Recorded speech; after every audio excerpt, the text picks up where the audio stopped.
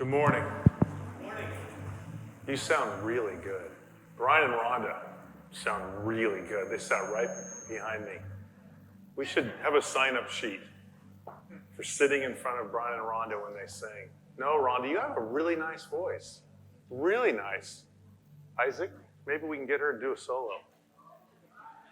She's a little shy.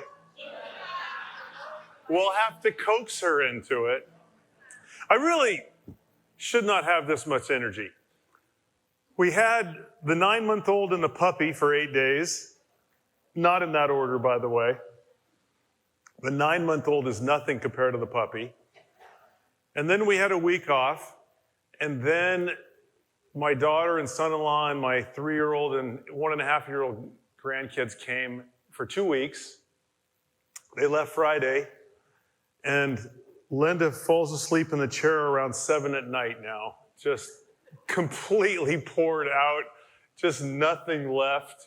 It's one of those deals where in this eye, a tear of sadness when they pull away, and a tear of joy rolls up the other side. I looked all over in the spare room. I cannot find the cocaine, but I'm sure my 3-year-old grandson is doing multiple lines of cocaine before he comes out at 7 in the morning. He comes out, and this is just going, and he just, Papa, let's talk tractors. Papa, let's talk tractors. Papa, let's talk about your tractors. And it's just endless, just absolutely endless. But my life has been restored. So don't come over. We don't want to see you. We don't want to talk to you. We don't want you at our house. That's true, actually. So last week, we talked about this kind of muddled view we have of God. How we actually believe quite often these contradictions about God, and we don't seem to show ourselves the disagreeing cards that we hold in both hands. And namely, it's this: that we speak of God as being sovereign, as being in control, with a set will for all of life, even a set will for our own personal day-to-day lives. And we speak of God as being omniscient, that God is outside of time, that God is all-knowing, the sovereign, willful, all-knowing God. And yet daily, for some reason, we find ourselves asking God to shape the course of history with our thoughts and our prayers. God, heal so-and-so. We prayed for Diane Copeland's wrist this morning. God, fix such and such. God, answer this, change that. How on earth do both of those truths exist together? So to begin with, last week, if you weren't here, we set out to answer 3 specific questions. First of all, what is the best picture of God? Where do we go to see God the most accurately? Second of all, when and where do we see that best picture of God to get a more accurate sense of Him? And then finally, how does the cross play a part in that? And what we said were 3 things, basically. First of all, Jesus, according to the scriptures, according to John 1:18, is the single greatest explanation of God. The verse literally says, He, Jesus, has explained Him, the Father. And second of all, we said the greatest place to see the summary of who God is Jesus when He goes to the cross. It is the sum of all He is. And what we saw were at least 2 things on the cross about God Himself in His entirety, Father, Son, and Spirit. In that moment on the cross, we said, first of all, we saw that He is a servant who lays His life down. See, we think of the Jesus on the cross thing as a one-off, don't we? And it is in one sense, he forgives us. He spilt his blood once for all. There are one-off moments to the cross. But see, the cross is way more than a one-off. The cross is actually the eternal explanation of the Trinity to us. Amen? It is the sum of God. When he came here, he emptied himself to become a servant, to wash our feet continuously. He showed us what the divine is like by losing and placing others first. It's this idea of relational otherness. But the second thing we saw, which is what kind of launched us into this 4-week study we're doing, is that he is all about relational risk. He is all about placing his future in your hands, which sounds a little daunting.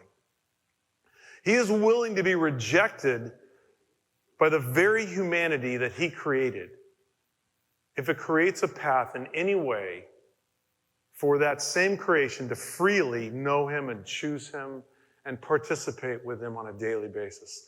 To come to participate within the life of the Trinity the way they, Father, Son, and Spirit, participate with each other. So, the question really then is, why do we struggle with this idea that God is so willing to risk on us and risk with us and risk behind our decisions?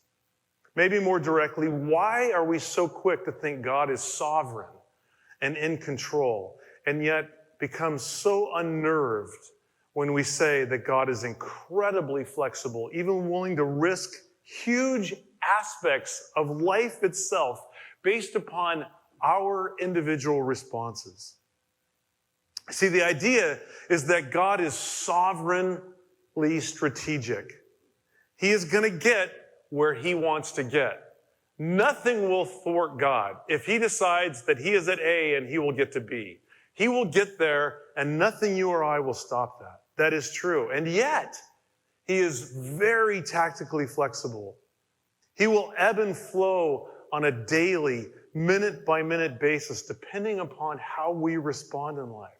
So I want to move forward in this discussion with wrestling with how we got here. How did we come to such a different understanding of God? Because it's taken place over a long time. So I want to do this by answering 3 questions this morning. First of all, what is God's ultimate goal? Like, what is God, like, not just what he wants a lot of things. What does God really want? Second of all, how did we somehow switch our thinking as to what God really wanted? And that's a bit of history. We'll take a few minutes to just study the last 2,500 years of church history and earth history.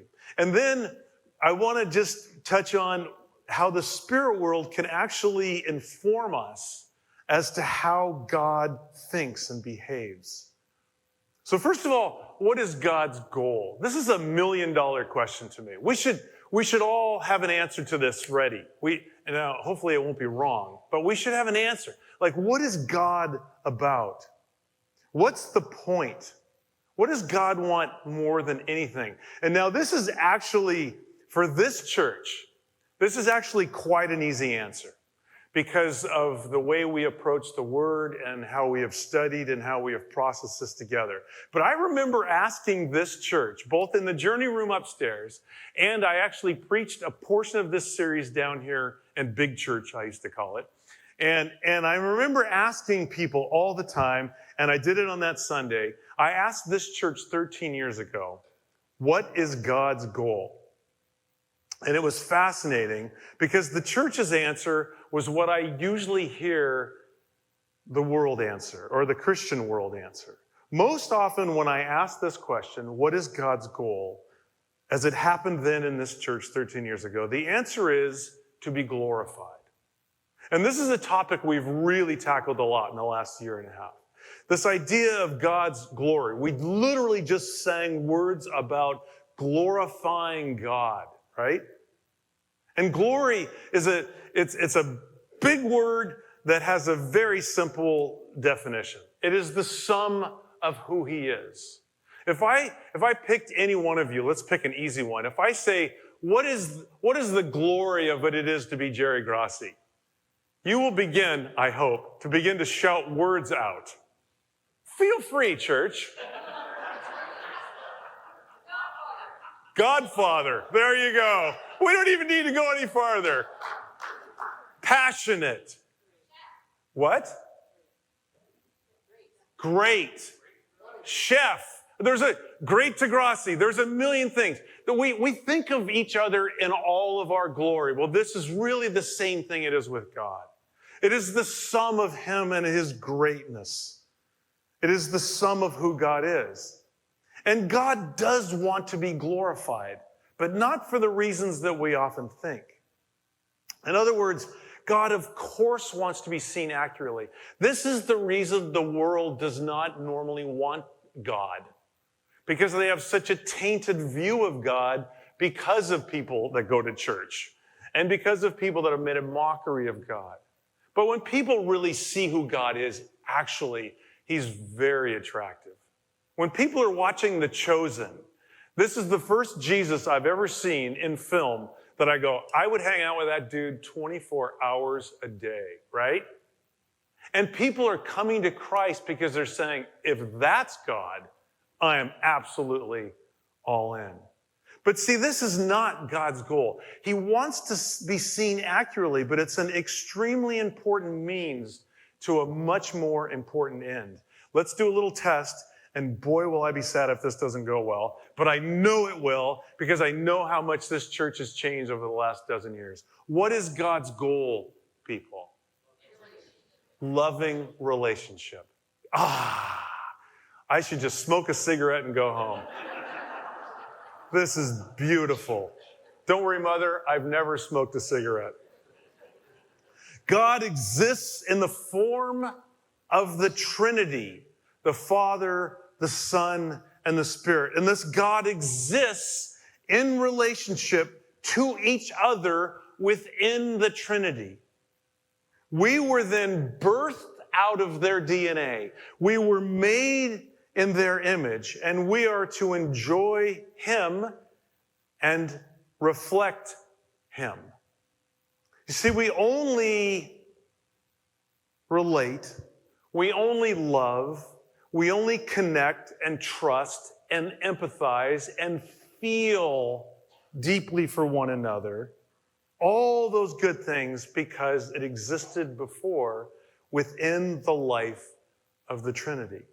The relationship between the Father, the Son, and the Spirit. Relationship means everything to God. That's his DNA. Susie Smith, I like to call Susie.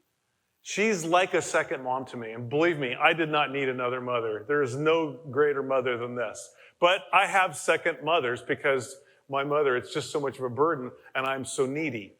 And Susie is like a second mom to me. And Susie had a part of her right lung taken out this week, and she has been in the ICU for like 4 or 5 days already. And I went to see her Friday morning.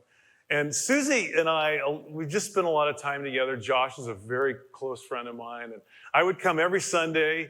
Carol Miller would know this. And I would go into the kitchen and I would just spend time with the ladies and Gail Larks and enjoy the fellowship in there. But I went to see Susie, and I was only in her room for 10 minutes and just held her hand. And I just had this overwhelming feeling for her, like indescribable emotion for her. And I said to her, I love you. And she said to me, I love you too. And I said to her again, maybe just to hear it again, I love you. And she said, I love you too. I said it a third time, and she kind of stopped at that point. And I walked out of her room, and I just started crying. I just sat in my car. I just cried, and I prayed. And I just enjoyed the feeling of caring for somebody like that. Does that make any sense? Of course it does. Do you know why? Because you're birthed out of the Trinity's essence. You see, you remove the Trinitarian aspect of God, and what do you have left? You have a Greek God. You have a power-wielding, non-relational force. You see, this is an obvious statement, but one cannot be in a relationship. Obvious. But we think of God as one. But this is incorrect thinking. It takes more than one. I would say there is literally nothing more important to grasp about the essence of God than that he's a Trinity. The essence, his essence, is relational. And there are all kinds of words all over the Bible, by the way, that tell us what God is like, what God does, what God thinks, how God acts. But there's only one word that describes who he is. John 4. 1 John 4. Beloved, let us love one another, for love is from God. And whoever loves has been born of God and knows God. Anyone who does not love does not know God. Here it is. Because God is love. Wow. That's his is. That's a crazy statement. That means everything God thinks, everything God does, however God does or does not respond, flows from his is. Love.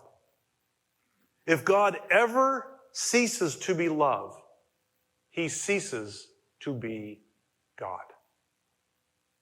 My daughter, they have 2 kids.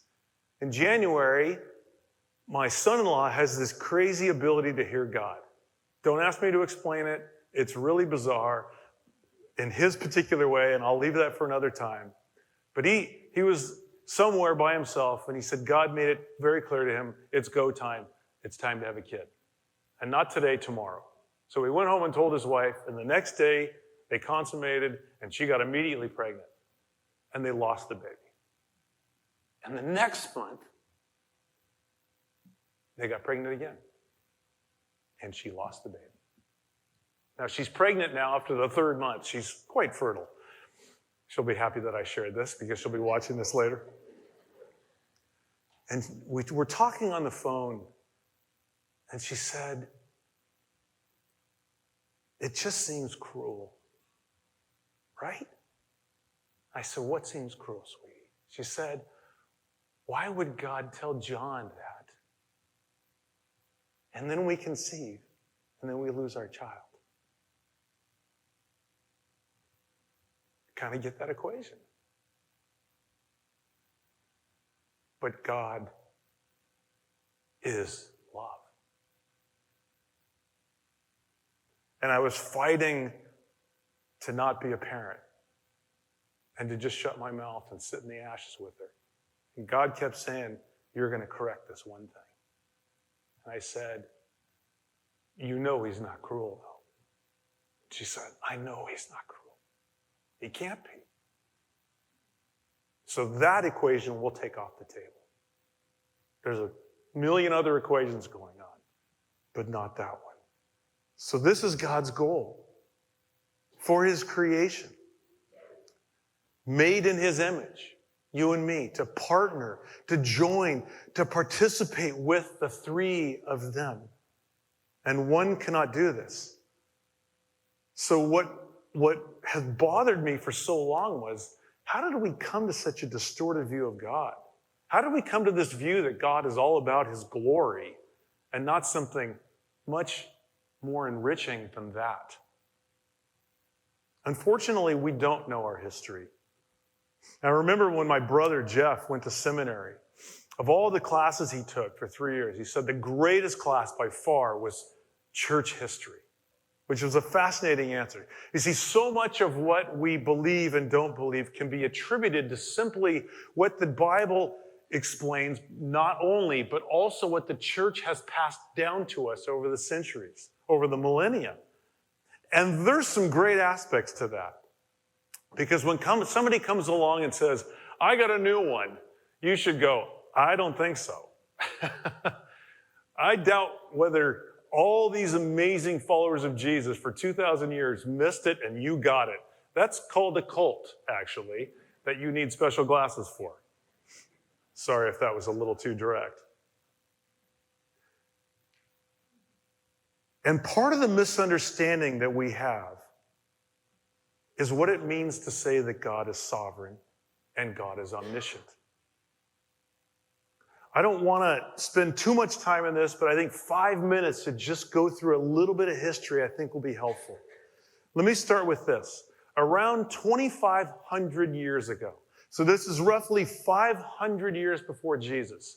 This is right about the time that the prophet Isaiah in the Old Testament lived. He was speaking about the suffering servant, who we now know as Jesus Messiah.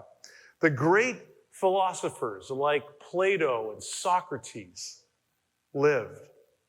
And they introduced an intellectual explosion that still permeates today, almost like, don't add words to what I'm going to say, but almost like the explosion of Christianity when Jesus came on board 2,000 years ago. There was a Greek philosophical thought that they introduced that just permeated culture, especially how we think in the West. And there were these incredibly learned people everywhere. And during this time, they simultaneously formulated a philosophy that took off. And the philosophy went something like this. First of all, they concluded that there was a deity, and he was pure thought and total, hear this, sovereign will and passive, meaning he was uninvolved with humanity. Did you hear that? Total sovereign, omniscient will and unrelational. Second of all, this God then cannot be anything like you or I. Therefore, he doesn't feel, he couldn't suffer, and he doesn't change. He cannot, in other words, be in the continuance of time with us. He has to be only outside of time. And three, the greatest thing that this God could imagine was to look at himself and marvel. We would say his goal was his own glory. Isn't that interesting? Absorbed with his own beauty, and they called this God. Notice there's no Trinity there. And then around 400 AD, there's the great theologian and philosopher Augustine, who wrote some great stuff. Unfortunately, he wrote some not so great stuff. He came along and took this Greek thought and he added to it. And he said, God is immutable. God is unchanging. And there's an aspect of that is true. His character is unchanging, but he went farther than that. This was a quote. Whatever is changing is not the Most High God. You see, he said God never changes, and this God never changes his mind. His will is fixed from eternity past to eternity future. Then in the 1200s, another theologian came along by the name of Thomas Aquinas. And he did a synthesis of Greek philosophy and Christian theology. And he wrote 2 books, and one of them in particular described the unitary nature of God. That God is one God, perfect will, perfect thought, doesn't feel, doesn't suffer, and his goal is to exist for his own glory. And the Catholic Church, which had now split from the Greek Orthodox Church, grabbed hold of this and ran with this. And the early medieval church ran with it even further and solidified that the one aspect, the unitary, the singular person of God is way more important than anything else, so you can drop the Trinity altogether. Then in the 1500s, we had the Protestant Reformation, which was beautiful. And the Protestant Reformation protested against the Catholic Church and the works-based salvation, that you don't need the sacraments to be saved. You don't need to obey God all the time to be saved. You need to place your trust in the blood of Christ. He will wash you clean, and then you will obey out of gratitude, not out of making God happier with you. And they argued also and protested against the church being more important than the Son of God. It was a beautiful protest. Unfortunately, They didn't protest the synthesis of Greek thought and revelation. And it continued on until about 150 years ago. And there was a huge series of folks that said there's something wrong with how we're viewing God. It's not matching the Bible. You see, the Greek Orthodox had split from the Catholic Church around 1000 AD. They never adopted this philosophy, and great writers like Karl Barth and Rainer and others attacked this glory kind of thinking. And they said the relationship between the Father and the Son and the Spirit is actually everything. This is the most important reality, and this is God's goal. It was finally a return to how God introduced himself in the great story that we read now in the Bible. Relational love between the Trinity is what drives everything and must work in conjunction with our own understanding of how his sovereign will works. This kind of church history and thinking has unfortunately distanced us from an accurate view and sense of God, and it's distorted the way we think of God. Again, first of all, if we view God as simply absorbed with his own glory, as if this is his main goal, we will come up with some very different conclusions. And then second, if God is one at the loss of his intrinsic nature, that he is three in one, we literally lose the essence of God, his is. And three, if God's will means he cannot change direction without it unraveling his ability to be sovereign, we have unknowingly shrunk God into a box that we can now control. But it's not the God we want. But if we dedicate ourselves to the biblical narrative about God, we cannot miss how relational he is in every moment of life, and at what great risk he places himself.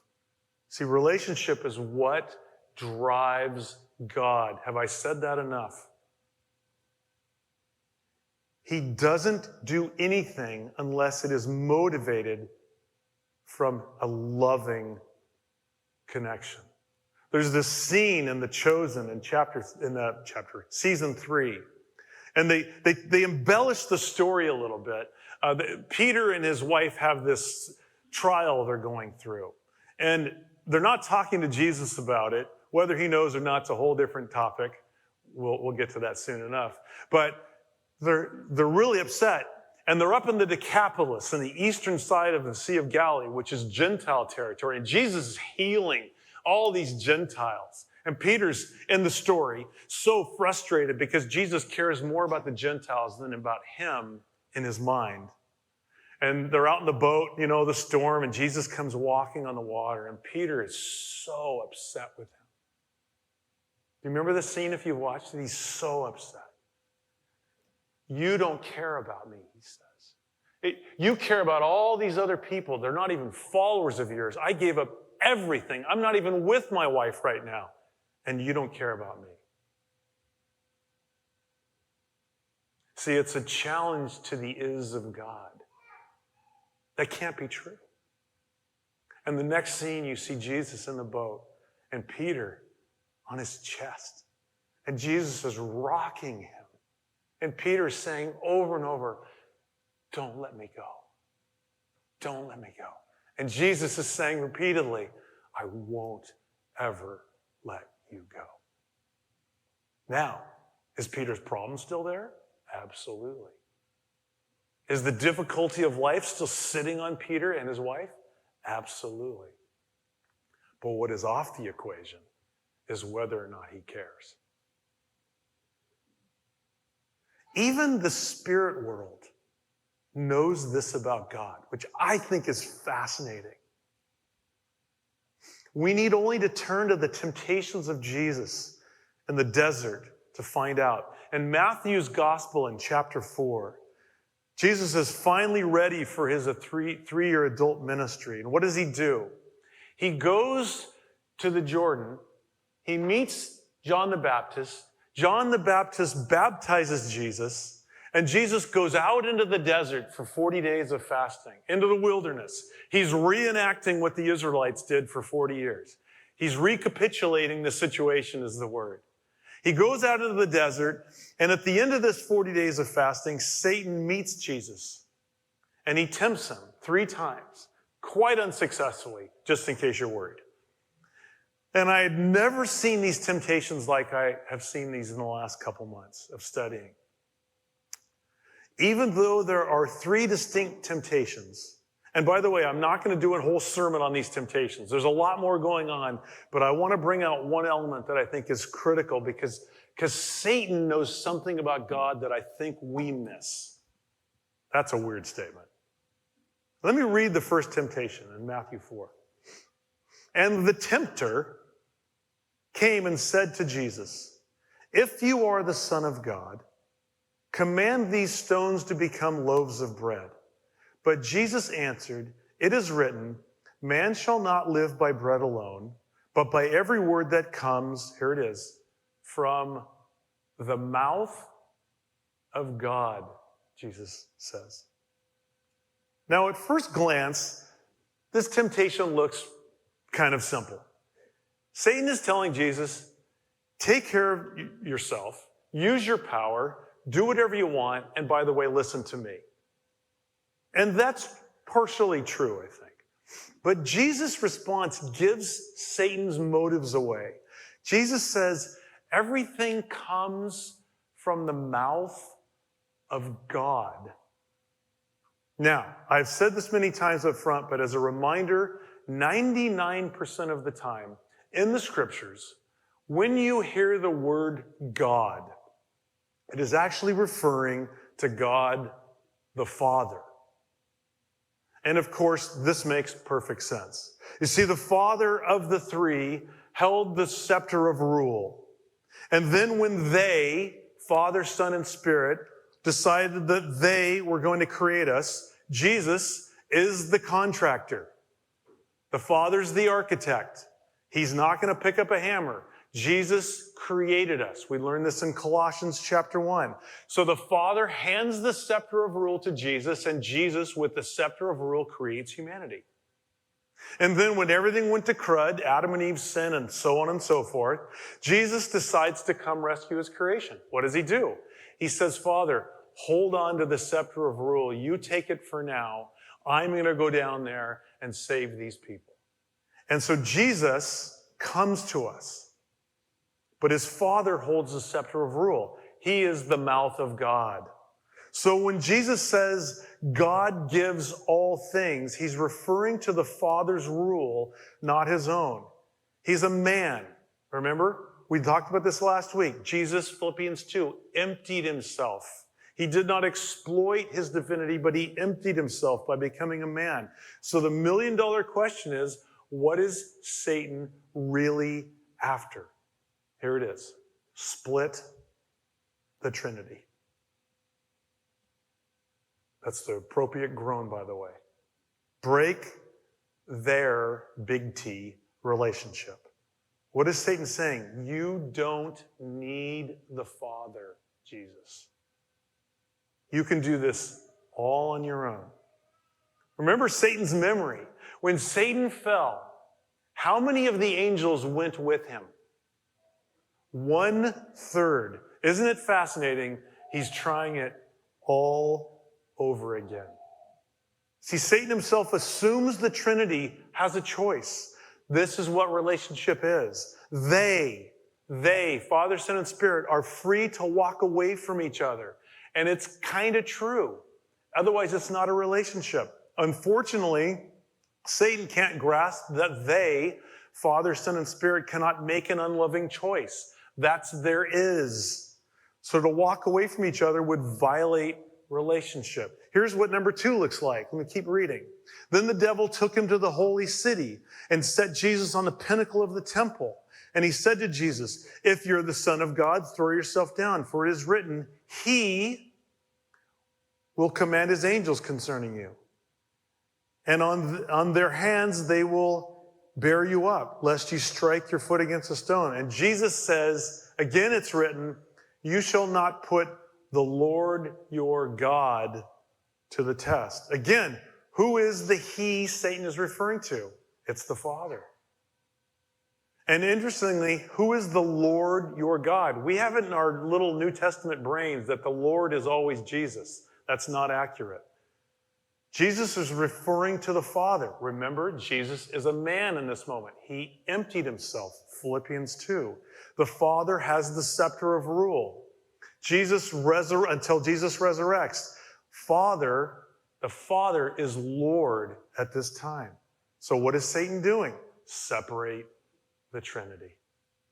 He's trying to get Jesus to act on his own, apart from the Father and the Spirit. Why? Because if he can be successful, what is left of God? If the Trinity splits, what do you have left? A powerful, unrelational force, not a loving God. And the third is the exact same, by the way. Again, the devil took him to a very high mountain and showed him all the kingdom of the world and their glory. And Satan said to Jesus, all of this I'll give you if you'll bow down and worship me. And Jesus says, begone, Satan, for it is written, you shall worship the Lord your God, and him only you will serve. Again, Jesus is referring to the Father. Satan is after, here it is, the oneness of God. Because if he can destroy that unity, that oneness, all we have left is chaos and death. We have what we have today. Right? This is why life doesn't work right now. Because everybody is about me. I don't like you taking that away from me. I don't like you saying that to me. I have my rights. I have my freedom. You can't move my cheese. Everybody's like that. It's not oneness. It's meanness. Is that even a word? If he can destroy that unity, that oneness, all we have left is chaos and death. You see, when we read the Bible that God is one, like say in the Shema. Are you familiar with the Shema? It's the Jewish prayer that comes out of the Torah. Hear, O Israel, the Lord is God. The Lord is one. Now, you and I are simple folk. We think that means one. But it actually doesn't. It means, hear, O Israel, the Lord is God. The Lord is oneness. John 10:30, what did Jesus say? I and the Father are one. They're not a blob. They're not a singular blob. He doesn't mean that at all. They are one in protecting us and holding us with their hands, and one in profound unity. It is Trinitarian oneness. Do you remember in the first book of the Bible, in Genesis, God makes humanity. He makes Adam and Eve. And what does the text say? And they were one flesh. You remember that? That doesn't mean a blob of oneness. My wife and I have been married for 38 years. We were children. We were high school sweethearts. When you've been married this long, you start becoming like each other. It's very odd. I had no taste of my own whatsoever. This had a lot of taste. When it came to decorating, no taste. If you'd have come to my college apartment, you would have quickly figured it out. Linda has incredible taste. My taste is now her taste. So I can now pick things out. Like I can tell her that rug won't go, but you should pick this one and this pattern. It'll bring out the pillows. And she looks at me like, what happened to you? There's a oneness there. But we're not a blob. She's sitting over there. I'm over here. We're distinct. We're very distinct people. And everybody that knows us places us together and knows that we're different people. This is the oneness that we're talking about. Don't you see? This changes everything in the essence of life. This is the essence of being human. This is the essence of what we should desire, to simply participate within the life of the three of them. When I think of God, I don't think of God like amorphous blob. If somebody says God to me, that's a title. That is not his name. I immediately think Father, Son, and Spirit. Which one are you talking about? And now I'm brought in as the fourth, not member as in God, but as the fourth member in the relationship with the three of them. This is how we're called to think. So now here we go. This means a lot of huge things. But let me just finish with two. Number one, this is going to really hurt Kimberly's ears because it's such bad English, but I'm going to go with it anyway because I really like the way this sounds. God never acts not out of relationship. Do you hear that? God never acts not in a loving relational way. Never not out of love and a deep desire for the other. That means when tragedy hits and darkness comes, difficulties arise, loss of job, loss of money, loss of relationship, loss of health, loss of clarity. There's one equation that you can take off the table. There's one that I can tell you right now, it's not it. That it seems cruel of God. Because that's not his is. Now, is there a lot of other stuff at work? You bet. Dark forces, a fallen world, human decisions that God allows because relationship requires freedom. But I'll tell you what is not involved. Cruelty from God. Amen? Isn't that great? So the next thing, something goes wrong in your life, and you say, why would God do this? Part of your equation is completely wrong. Now, why would God, the is of love, allow this? That you can wrestle with all day long. You still may not get the answer. But cruddy things do not flow from the Trinity. Only the deep desire for our well-being. Second of all, and this is going to dovetail us into the last 2 weeks, the Trinity's interactions with us must be way more complicated than we would like to think. See, if God is not one, but a trinity of oneness, and relationship is everything to him, and the only way to have a relationship is freedom and choice and participation and movement between the multiple entities, meaning not just the three of them, but between me and them and you and them. And relationship requires you to be inside time, not just outside time. Then things start getting really beautifully messy. Suddenly, when Adam and Eve sin, and God goes looking for them, this is going to really tank some of you. And they're hiding in shame. And God says, where are you? And what are you doing? I think God knows because he's sovereign. And I actually think he doesn't know because he enters into the moment with you. That's how great he is. That's a quiet church. We will wrestle with that soon enough. Suddenly, maybe our choices and our decisions do make a massive difference, which is cool and heavy. Suddenly, people can decide they want nothing to do with God. Suddenly, humanity has a choice. They're free. I was meeting with Dr. Reckman a couple weeks ago, and he had this statement to me. I just was blown away. He said, God the Father and God the Son have made an art form out of being ignored. So the next $1 million question is, how fixed is God? How predetermined is the story? If the story is completely rigid and already all figured out, then what is the point of trying to interact with it? I go to yoga 3 to 4 times a week, and I hear a lot of weird mystical things in there. Spiritual things, but not Trinitarian things. And I feel my role there to just change the room. That's what Amanda was telling me at Susie Smith. She's just changed the whole corridor.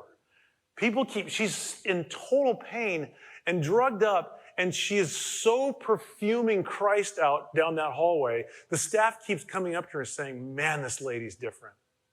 Isn't that cool? That's what I want to be when I'm in this yoga studio. I'm not just there to work out. I am there to work out. And I do pray, and I do stretch, and I do all these workouts. And I want to be a fragrant aroma of Christ to these people. And at one point, I keep saying, wouldn't it be great, Jesus, if even with my lousy approach, if you smell so good, you could come through this body odor of mine and actually perfume yourself and have somebody ask me, what is it about you? That's what I'm waiting for. But see, if it's all fixed, why? Who cares? God already knows exactly who's going to heaven, who isn't. Your whole life is worked out. Every decision you make, it doesn't really matter because God's got a point. He's going to get there and nothing really matters. What does it matter? I don't need to go there. I don't need to pray for these people. God's going to do whatever he's going to do. I don't think so. Because the Trinity doesn't treat each other like this. They're free. And so are we. But see, also, if the story's just totally random, if there is no sovereign will, if God is not going to fix this place, then man, drink up, do your drugs, and be happy. What's the point? See, the story is both predetermined, and yet somehow, in God's grandeur, he allows for the moment-by-moment randomness of humanity, and still ends up in the right spot. God is both outside time, has a sovereign will, and is omniscient, and yet he's inside time relationally with us, saying, where are you at, Doug? What do you want, Doug? Oh, you're hurting that Diane Copeland's wrist is bad? Tell me what you feel. Tell me what you think. Ask me what you want. Along with 15, 20 other people upstairs this morning. Put it another way, God is both rigidly strategic and tactically flexible. So that's what we're going to start exploring in the next couple weeks. And we're going to look at what is God rigid about? Like, God has a set will. So what does that look like? And then we're going to look at times, a bunch of times, and we're going to zip through a million scriptures next Sunday on a time after time after time when God wasn't so rigid. When God said, okay, why not? Maybe not. Okay, yeah, that one I'll do. And ebbs and flows and changes. But the one thing that we never need to worry about, God never acts not out of relationship. It's his is that we can trust every single day. No matter what you're going through, no matter how heavy life is on you, the is of God is love. Let's pray. Father,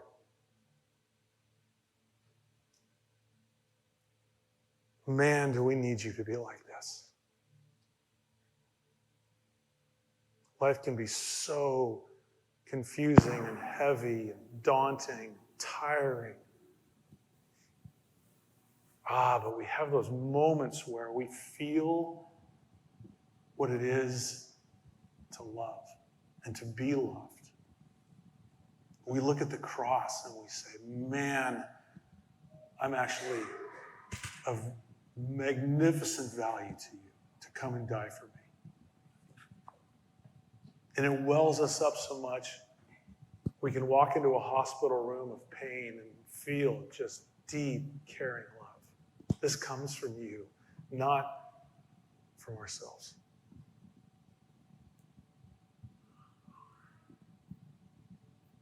Would you, Spirit, remind us, teach us and remind us of this truth this week? Would you make the is of the three of you more known to us today than it was before we came? And we pray this in the powerful name of Jesus, who has proven to us what the three of you are like on the cross. And all God's people said.